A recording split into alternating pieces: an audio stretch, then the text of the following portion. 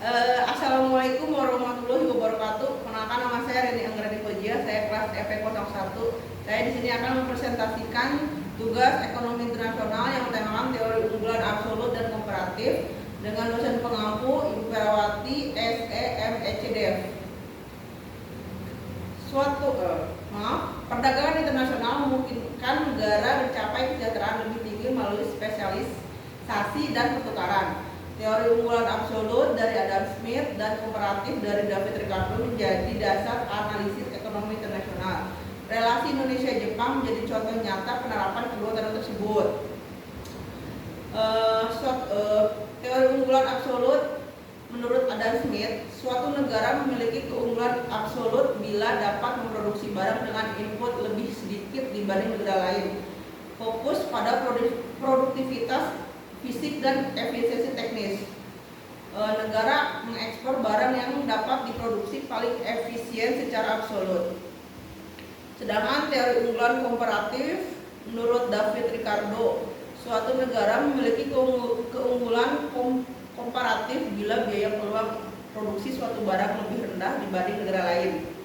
Menekankan efisiensi alokasi, bukan hanya memproduksi absolut. Produktivitas absolut. Perdagangan tetap menguntungkan meskipun suatu negara unggul absolut di semua barang. Perbedaan pokok antara kedua teori tersebut antara lain keunggulan absolut, efisiensi teknik berdasarkan output per input, keunggulan komparatif, efisiensi alokatif berdasarkan biaya peluang. Manfaat perdagangan absolut memerlukan perbedaan produktivitas komparatif. Keduanya mendorong spesialisasi dan perdagangan bebas. Penerapan nyata dalam perdagangan Indonesia-Jepang, IJEPA, Indonesia-Jepang Economic Partnership Agreement, berlaku sejak 2008. RCEP mulai berlaku untuk Indonesia sejak Januari 2023. Kedua perjanjian ini memperkuat integrasi rantai pasokan kawasan Asia Timur. Contoh keunggulan absolut dan keunggulan komparatif.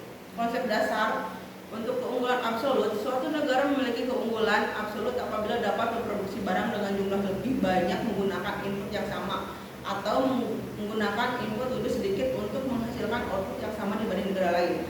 Sedangkan keunggulan komparatif, suatu negara memiliki keunggulan komparatif apabila dapat memproduksi barang dengan biaya peluang lebih rendah dibanding negara lain, meskipun tidak memiliki keunggulan absolut. Fokus utamanya efisiensi teknis, produktivitas fisik, atau efisiensi alokasi biaya peluang untuk komparatif.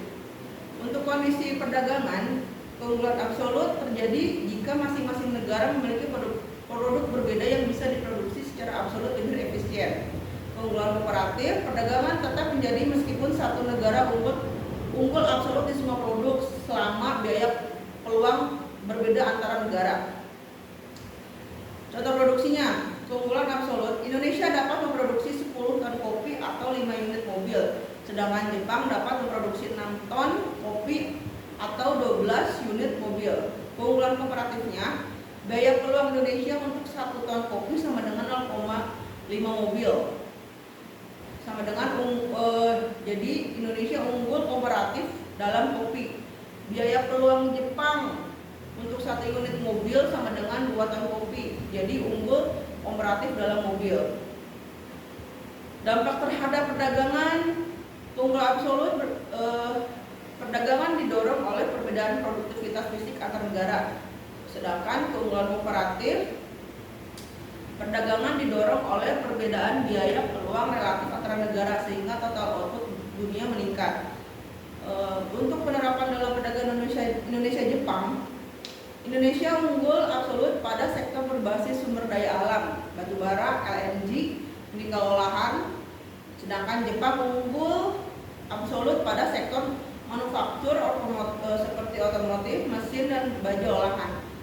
Keunggulan komparatif, Indonesia unggul komparatif dalam bentuk biaya peluang rendah seperti CPO, kopi, dan perikanan. Sedangkan untuk Jepang sendiri unggul komparatif dalam otomotif dan komponen presisi.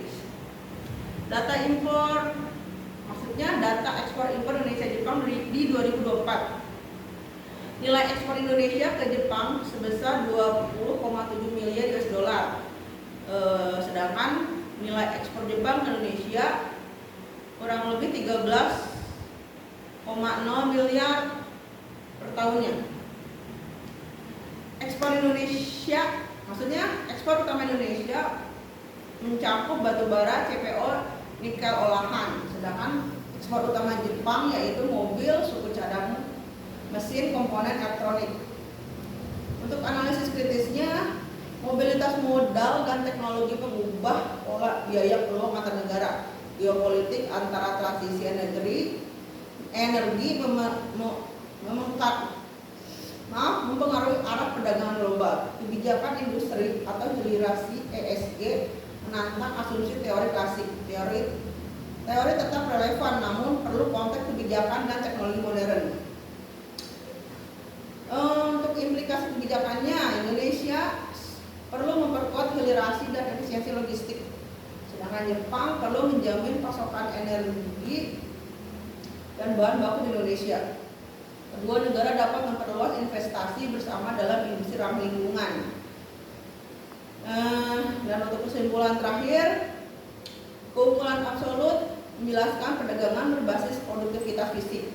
Keunggulan komparatif menjelaskan perdagangan berbasis biaya peluang. Sedangkan relasi Indonesia-Jepang menggambarkan kombinasi kedua tersebut. Kedua teori tetap relevan meski perlu penyesuaian dengan realitas global saat ini. Sekian penjelasan dari saya. Terima kasih. Wassalamualaikum warahmatullahi wabarakatuh.